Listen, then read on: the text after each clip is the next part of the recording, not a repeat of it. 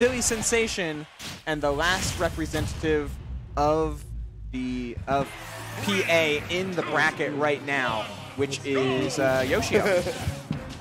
Yoshi-O doing extremely well in his first match, first tournament outside of the Philadelphia region. Just most of the times he's gone to 2 bears and 1 monthly, where he got 2nd, 1st, and 9th. So here, guaranteed 6 and looking to make it more. Yeah, but right now, the way that TayJuice is playing, bringing a lot of aggression and a lot of down Bs coming out right there. Almost losing their stock very early, but here we go. Oh, had the air dodge read right there, too. Not going to be able to get the downer off that he was looking for, but nonetheless, TayJuice applying a lot of pressure. This is a different type of TayJuice than we saw from the Jackal set, too. Yeah, it feels Bayonetta's combo tree just seems to work better on floatier characters. You're able to cover a lot more. You're able to do this, and you're more threatening with things like Afterburner Kick, because floaty characters natively stay in the air a lot longer. Yeah, and it just makes the combos work a lot better for Bayo, and you know, it's just like Bayo's a semi-fast faller, so her combos just work. Yeah. Gotta be careful though. It is around Yoshi-O though. They wow, that pressure was immaculate. He's one of the few players that it feels like has, when they land jab 1 on shield, they're looking for a block string instead of a grab. Nice. But that's always threatening, right? You're not only just able to witch time the Samus herself, but also any of her projectiles and turn that into a forward smash. Yeah, that was a great, that was just a great ledge trap scenario right there for TayJuice. And like you said, you know, it was perfect because like you either expect the drop down fair, which is very like common coming from Samus, or you get a drop down charge shot right there, like we saw. The fair, this is it. Yeah, wow. Bayo combos on semi-floaties can just go a long way on top of, like, a lot of the traditional counterplay for early witch twists is SDIing up before you do down and away. Yep.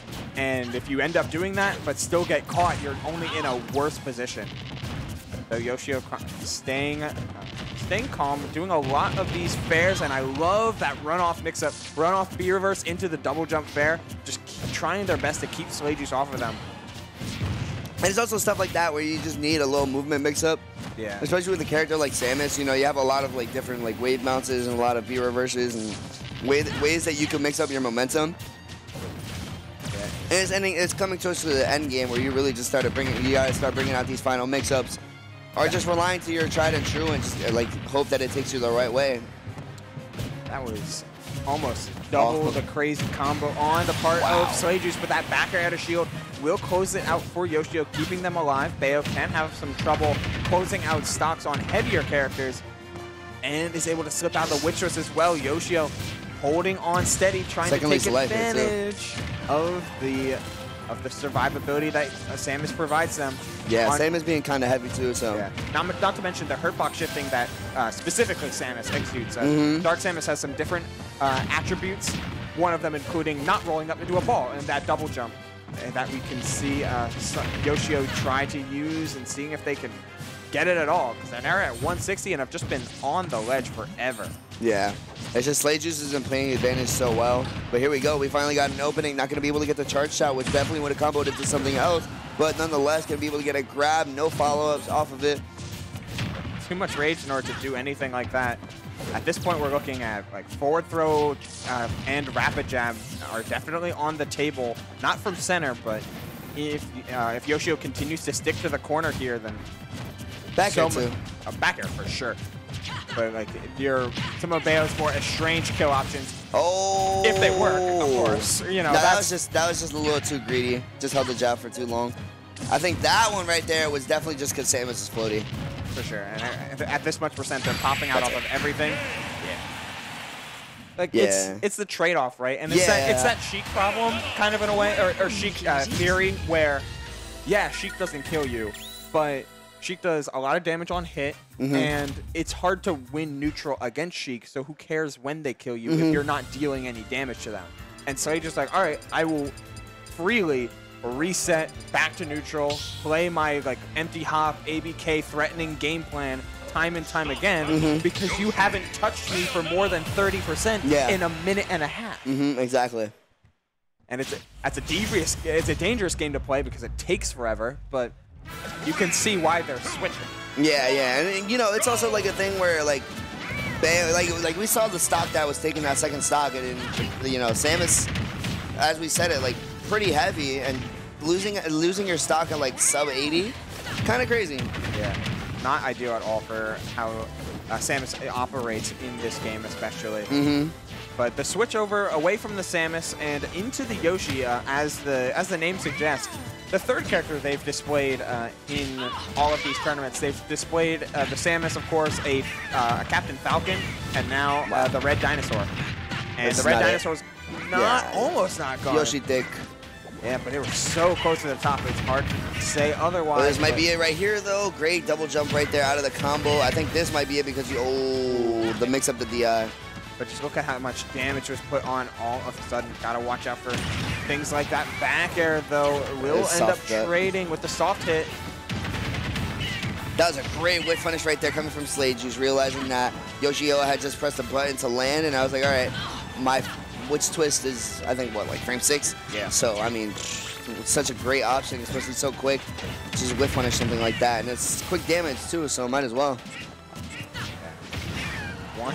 190 almost, and there the bullet arts will finally close it out from deep. Didn't look like Yoshi-O was quite ready to for the range of bullet arts. And on a lot of ways, it doesn't look like they're ready for a well-played Bayo in many regards. I mean, this is a kind of niche character now. You know, it's very common at the end of Smash 4. Obviously, like the history entails, like, you know, just Bayo just being godly at the end of the game. But you know, Bayo in this game still can hold their own. Yeah, still very good character, but like, you know, they come many a wide. Yeah, not nearly as frequent, and it really seems like a lot of times Yoshi-O is getting tripped up by that frame 6 witch twist, where it's so good in air-to-airs, out of shield. Prepared for it there, though, and able to get a 31% punish. You saw if there's anything going for Yoshi-O in this set, it's his common percent where he's losing stocks is at like 160 or higher. Wow. Yep. Super back air. Sweet spot, surprisingly not going to be able to close it, even on a stage like this. You know, like as we were talking about it earlier, this stage is not as big as Pokemon Stadium. So, great double jump right there. All right. You still have a jump, but you get your air dodge back. Yeah, get the air dodge and an ABK back on hit, and able to get the runoff back air. Didn't get the sweet spot, but did not matter in that case. Still, Yoshi-O doing plenty of damage in order to keep this well within spitting distance, despite the damage that you may get on an early first combo. Wow, like that. And still going to keep applying this pressure off stage. Yoshi definitely going to be able to double jump out of the laid forward air coming from TayJuice, but nonetheless, here we go, still applying that pressure. Wow, crazy pressure at the top of the screen, and going to be able to get that back air at like 92. There's a reason TayJuice recently got second at the Fusion Arcadian just this week. They've been exuberating an amazing depth of, an amazing combo tree and depth of advantage, while they've certainly had trouble, in many cases, finishing stocks sometimes. When they explode, they really explode. And this chase down is an excellent moment of that. Yeah, that's crazy. Gotta love, like, it's those moments that just work out well for you if you are a Bayonetta player, because you spend so much time almost conditioning your opponent. It's like, yeah, you're going to live until 180. It's fine. No jump. And then this happens. This is no jump. Oh, my God. It's like, yeah, you can survive until 200. It's okay. Like, Bayonetta, it's just Bayonetta things. And then, boom, combo. And Bats Within. Got to keep in mind, those that unique mechanic as well. Semi-unique. Foresight's close enough. Basically the same thing. No. Actually, now that I think about it, Foresight is crazy. Yeah, they're different but similar in terms of activation. But another discussion for another time. Yeah, another day. Right now, what we're talking about is the aggression that TayJuice, and again, completely different TayJuice that we saw from the Jackal set. Maybe it might have just been intimidation from like what like Jackal brings to the table, or it might just be the way that Yoshi-O is just playing kind of delayed. That's it. Oh Yo, my that was God. so good though. After seeing the hard DI away off the first ABK, they go for the second one into double jump fair. Bayo combos are so, like, she's one of the few characters with an actual combo state. Like, not just advantage, but like these are just full on like combos with varying routes, a very wide tree, and you got to be ready for just about all of it. Though you can't get overzealous with the starter because that gets hit by charge shot. Wow, and the fact that the way again, it's just TayJuice has been playing this matchup so perfectly, like just getting away from the ledge as quickly as they do. And not allowing Yoshi-O to set up by enemies just goes to show. Taking time on ledge as well in order to try and change up the timings on Yoshi-O's ledge trapping, which is an amazing strength of Samus. While he did lose the stop and bat interaction, the fact that Bayo can stall is so dangerous. But any air dodge, I like that option from Yoshi-O. You need to make a play here. That down air could have gotten you right back into this game. And again, right now, it seems like Yoshi-O is the one that's bringing all the pressure to the table. All right, let's see what we can get off this conversion. Directional air dodge. Gonna wait for the double jump. No punish off of it. And neither did they get a punish on that directional air dodge. I think this is no jump. But the Zair is going to come in to save the day. Double back air, trying to see what Yoshi is going to do out of the corner. Dashing away from the tether grab. Oh, that should just be okay. Just up tilt up air, seeing the DI and wanting to make sure they got a hit, even if the back air didn't connect. Wow, forward air just flat out outreached forward air in that case, and there he gets another up tilt into back air that time. Sour hit though, going deep with some of these held buttons. See how far if they can just get one hit on Samus off stage without her jump. That's a gone girl, but so is that back air, and again. The high ABK cross up into landing back air. Got a win on Wizzy with it. Kind of lost to Jackal for doing it. And gets a win on Yoshi-O. Yep. If you're not ready for the matchup, things can get very dangerous. Bayonetta can fly all over your shield and cover so much space. High, low, left side, right side. And it's that final mix-up too, you know. We just keep bringing it back, and it's just like you really just have to have that secret, that trump card up your sleeve, or you know, that cookie in your back pocket.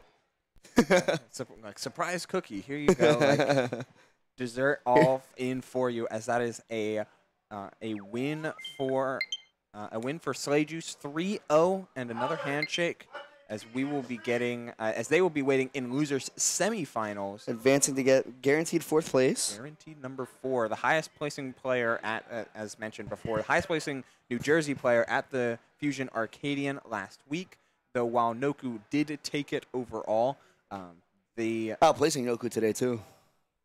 Yeah, plenty outplacing Noku, and generally speaking, getting finals at a Arcadian, oftentimes, in at least in New Jersey history, gets you on the New Jersey PR. Yeah, so just making trying to keep that trend rolling. Yeah, it's either the 2nd place finish or the Arcadian win. Right. Yeah.